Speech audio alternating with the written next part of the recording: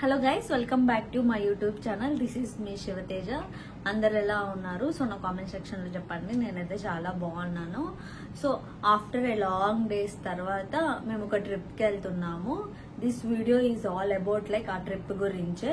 మేము ఎర్వింగ్ నుంచి ఆస్టిన్ కి, హ్యూస్టన్ కి అండ్ శాన్ ఆంటోనియా ఈ 3 ప్లేసెస్ కి రోడ్ ట్రిప్ వెళ్తున్నాము. సో 4 days లో ఐ థింక్ మాకు కొంచెం టైం ఉంది కాబట్టి ఒక 4 days లో మేము ఎలా కవర్ చేసాము అండ్ ఈ ట్రిప్ ఏమేం చేసాము, ఎలా స్టార్ట్ అయ్యాము అనేది చెప్పేసి నేను ఈ వీడియోలో అంతా మెన్షన్ చేస్తాను. సో వీడియో ప్రతిదీ ఇప్పుడు ఫస్ట్ అయితే ఈ వీడియోలో మేము బయలుదేరే వరకు అంటే టుమారో ఆఫ్టర్నూన్ వరకు షూట్ చేస్తాను.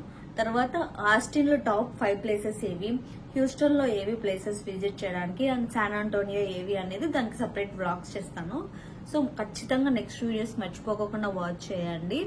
అండ్ మీకు కానీ ఏమైనా డౌట్స్ ఉన్నా కామెంట్ సెక్షన్ లో చెప్పండి, నేను షేర్ చేస్తాను. సో టోటల్ గా మేమైతే 4 days ట్రిప్ కి వెళ్తున్నాం.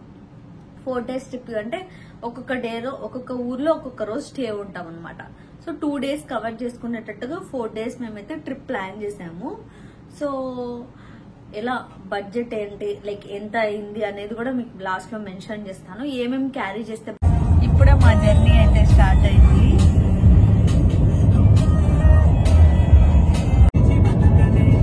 టోటల్ అయితే 4 hours డ్రైవ్, ప్రస్తుతానికైతే 2 hours అయింది.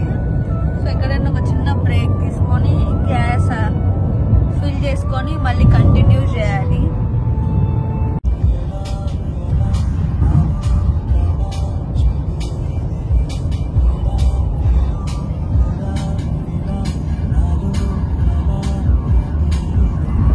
సో మేము జస్ట్ ఇప్పుడే బ్రేక్ తీసుకున్నాము ఒక గ్యాస్ స్టేషన్ దగ్గర.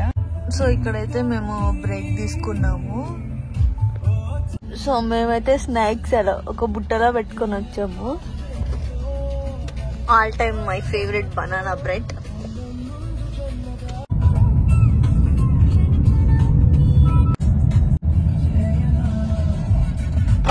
వి జస్ట్ ఎంటర్ ద హ్యూస్టన్ అన్నమాట. సో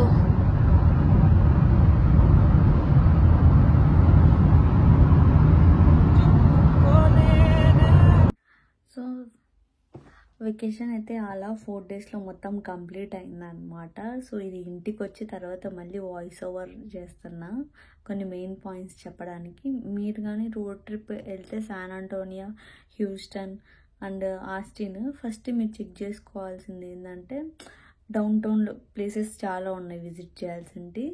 సో అలా డౌన్ టౌన్కి వెళ్ళినప్పుడు అక్కడ ఏమన్నా రోడ్ బ్లాక్ చేసినారా, లేకపోతే గన్ షూట్అవుట్స్ ఏమైనా జరిగినాయా నిన్న 2 days బ్యాక్, అలా అవి మెయిన్గా నోట్ చేసుకోండి.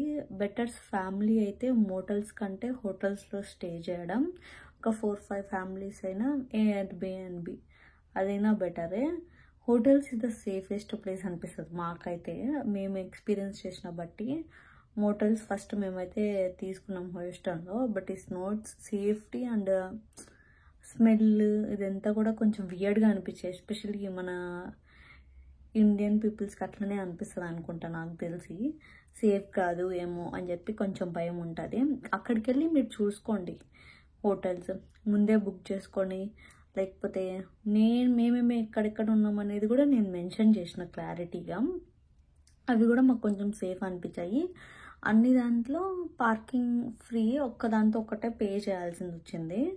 సో మాకు బడ్జెట్ టోటల్గా $1,000 అయింది హోటల్స్కి అండ్ ఫుడ్కి. Gas I don't think so include చేసామనుకుంటా. గ్యాస్ కూడా $1,000 పైగానే అయింది బడ్జెట్. మనం బడ్జెట్లో కూడా చూస్ చేసుకొని వెళ్ళచ్చు. బట్ మెయిన్లీ ఏంటంటే మనకి అక్కడికి వెళ్ళినాక పార్కింగ్కే ఆల్మోస్ట్ నీకు ఒక గంట సేపటికి $10, $15, $20 అది వేస్ట్ అయిపోతుంది. బట్ డౌన్ టౌన్లో పార్కింగ్ ఏది ఫ్రీగా ఉండదు మ్యాక్సిమమ్. లాస్ట్ ట్రిప్ ఎలా కంప్లీట్ అయితే అది ఫ్రిడ్జ్ మ్యాగ్నెట్స్ అనేది ప్లేస్ చేయకుంటే, సో అది కూడా నేను అక్కడ ప్లేస్ చేశాను అనమాట. నాకు అక్కడ శాన్ ఆంటోనియాలో దొరికే ఫ్రిడ్జ్ మ్యాగ్నెట్స్. నేను ట్రిప్కి వెళ్ళే ముందు నాకు ఒక క్యూట్ సర్ప్రైజ్ వచ్చిందనమాట. మా అన్న వాళ్ళు నా పోస్ట్ బర్త్డే సెలబ్రేషన్స్ చేశారు. ఆ క్లిప్ కూడా యాడ్ చేస్తున్నా.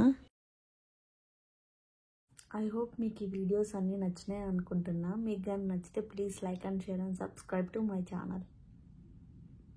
బాయ్.